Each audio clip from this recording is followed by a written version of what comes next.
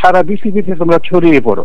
রবীন্দ্রনাথ সবসময় মানুষকে উপদেশ দিতেন যে মানুষ কখনো এক জায়গায় থাকতে পারে না, ঘরে বন্ধ হয়ে থাকতে পারে না, সারা পৃথিবীতে ছড়িয়ে পড়া উচিত।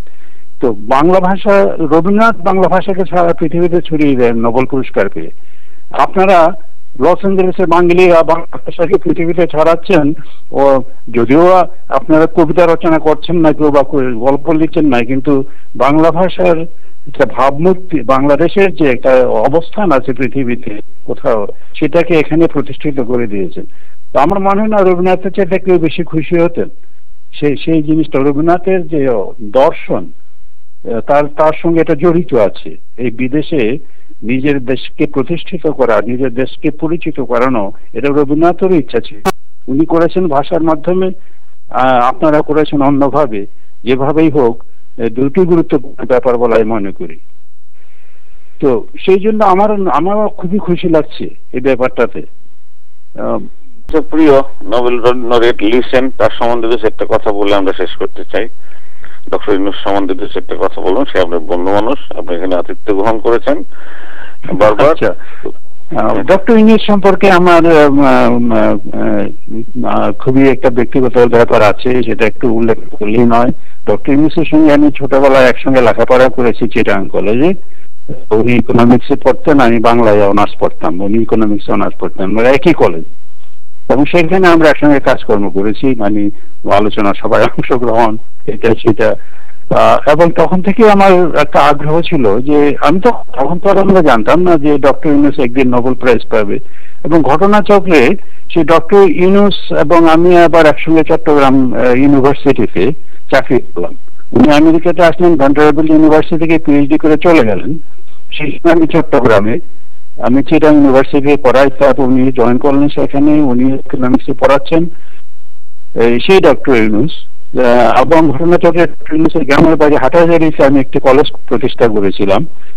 আমরা একসঙ্গে কাজ করেছিলাম কলেজ প্রতিষ্ঠার ব্যাপারে। সে কলেজটা এখনো আছে, বড় কলেজ। সেখানে আমি 6 বছর কাজ করেছি অধ্যক্ষ হিসেবে আর কি। এটা আমাকে ওরা এখনো প্রতিষ্ঠাতা অধ্যক্ষ বলে। যাই হোক, তো ডক্টর এই সম্ভাবনাটুকু যে উনি একদিন ইকোনমিক্সে অনার্স বিষয়, কিন্তু উনি জিনিসটা এভাবে চিন্তা করা দরকার, কিন্তু উনি শান্তির জন্য নোবেল প্রাইজ পেয়েছেন, তাই না? নোবেল প্রাইজ শান্তির জন্য। তো ডক্টর ইউনূস শান্তির জন্য কেন নোবেল প্রাইজ পেয়েছে সেটা একটা বলা দরকার। সেটা হচ্ছে ঘটনাটা এই যে ডক্টর ইউনূসই প্রথম উপলব্ধি করলেন যে পৃথিবীতে যদি অর্থনৈতিক সমস্যাটা সমাধান করা যায় মানুষের, তাহলে এই পৃথিবীতে শান্তি প্রতিষ্ঠিত হবে। অর্থাৎ মানুষ যদি গরিব না থাকে, সেজন্য ডক্টর ইউনূসের একটা ফিলসফি হচ্ছে যে উনি দারিদ্রকে দূর করবেন পৃথিবী থেকে।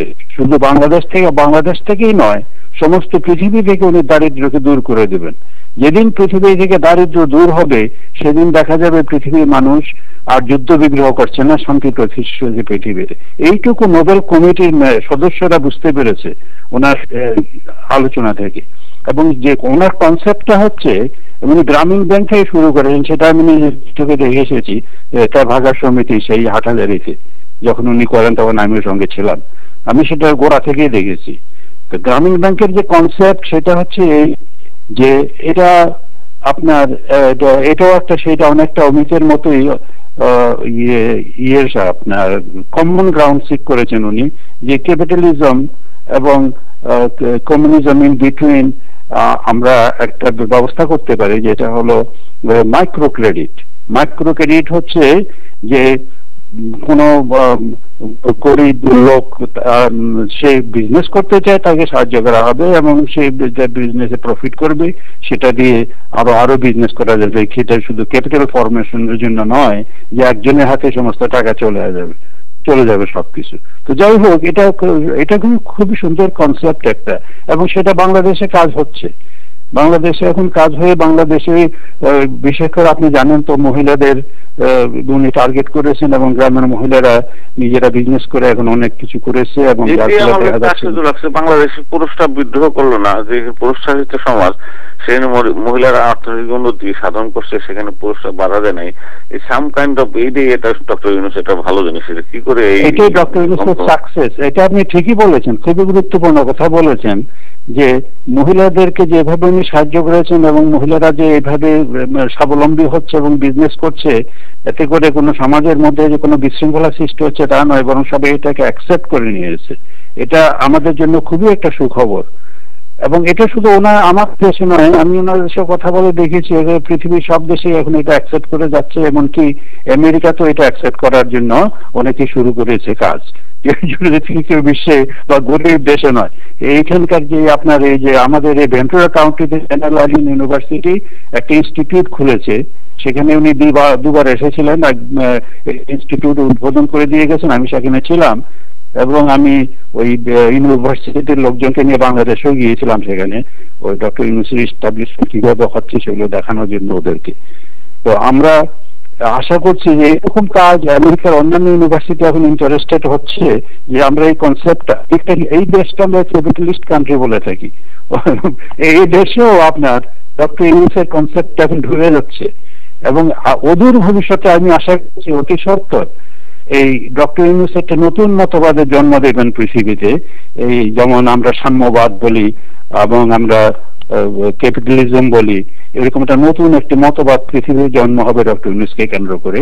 এবং পৃথিবী থেকে দারিদ্র দূর করা সম্ভবপর হবে, এবং সেই সম্ভবপর হবে পৃথিবীতে শান্তি প্রতিষ্ঠিত করা। এই সমস্ত ব্যাপারগুলো বাংলাদেশ থেকে হয়েছে, এটা চিন্তার বিষয়। লিটল বাংলাদেশ এটার জন্য সহায়ক ভূমিকা রাখতে পারবে বলে আপনি মনে করেন নাকি? আমি মনে করি বাংলাদেশ এই ডক্টর ইউনূসকে কেন্দ্র করে এই যে একটা নতুন একটা অর্থনৈতিক মতবাদ পৃথিবীতে প্রচারিত হচ্ছে এবং মানুষ গ্রহণ করছে, অদূর ভবিষ্যতে দেখা যাবে এই ইতিহাস যখন লেখা হবে যে বাংলাদেশের অবদান পৃথিবীর পরিবর্তনে, পৃথিবীতে শান্তি প্রতিষ্ঠিত করার ব্যাপারে বাংলাদেশের অবদান, এইরকম বই লেখা হবে ভবিষ্যতে। এবং একটা চিন্তার বিষয়, এরকম যদি হয় তখন বাংলাদেশের গৌরবের কিরকম গৌরবের এবং মর্যাদার আসনে বাংলাদেশ প্রতিষ্ঠিত হবে। আমি স্বপ্ন দেখছি সেটা ডক্টর ইউনূসকে কেন্দ্র করে। এমন একটি দিন আসতে পারে যখন পৃথিবীর লোক স্বীকার করবে এই পৃথিবীতে এই যুদ্ধ বিগ্রহ সব বন্ধ হয়েছে, শুধু বাংলাদেশ থেকে একজন অর্থনীতিবিদের নতুন একটি চিন্তাকে সমস্ত পৃথিবীর মানুষ গ্রহণ করেছে, এবং এই পৃথিবীতে শান্তি প্রতিষ্ঠিত হয়েছে। দারিদ্র পৃথিবী থেকে চলে গেছে, এক পৃথিবীতে অভুক্ত কোনো মানুষ নেই, না খেয়ে কোনো লোক আর মরে যাচ্ছে না। পৃথিবীতে যত সমস্যা হচ্ছে এখন, মানুষ যখন অনাহারে থাকে তখন সেই সন্ত্রাসের দিকে ঝুঁকে যায়। ধর্মের জন্য কেউ সন্ত্রাস করে না, এই কথাটা পৃথিবীতে মানুষ এখন বুঝতে পেরেছে অনেকে। আমরা এগুলো নানা রকম বক্তব্য দিয়ে বোঝাচ্ছি সবাইকে যে সন্ত্রাসের বিরুদ্ধে যুদ্ধ করবে, এই সমস্ত বড় বড় আণবিক বোমা বানিয়ে, সেটা হয় না, এটা ভ্রান্ত ধারণা।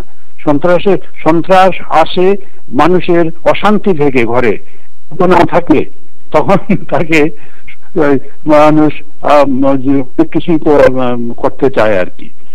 এখন ডক্টর ইউনূস সেই দিকে মনোযোগ দিয়েছেন এবং সেটা শুরু হয়েছে বাংলাদেশ থেকে। আমার মনে হয় আমি খুবই আশাবাদী এই ব্যাপারে যে যদি এই মতবাদটা সবাই গ্রহণ করবে, গ্রামীণ ব্যাংকের যে ফিলসফি সেটা গ্রহণ করবে এবং বাংলাদেশ মর্যাদা আসনে প্রতিষ্ঠিত হবে, তখন এই লিটল বাংলাদেশ শুধু আমেরিকার লস অ্যাঞ্জেলেসে নয়, বাংলাদেশ আমেরিকার প্রতিটি শহরে এবং পৃথিবীর বিভিন্ন দেশে হয়তো ওরা এই লিটল বাংলাদেশকে মহান বাংলাদেশ নাম দিয়ে প্রতিষ্ঠিত করবে এবং মানুষকে হয়তো জানাবে যে দেখো এই বাংলাদেশ। আপনি খুব আশাবাদী লোক, তো আপনাকে অসংখ্য ধন্যবাদ এই সকালে আমাদের সময় দেওয়ার জন্য। আপনি ভালো থাকবেন। আমরা 15-20 মিনিটের মধ্যেই বিষয়টা বিশ্বব্যাপী প্রচার করে দিচ্ছি। তো আসসালামু আলাইকুম। আপনাকে অনেক ধন্যবাদ।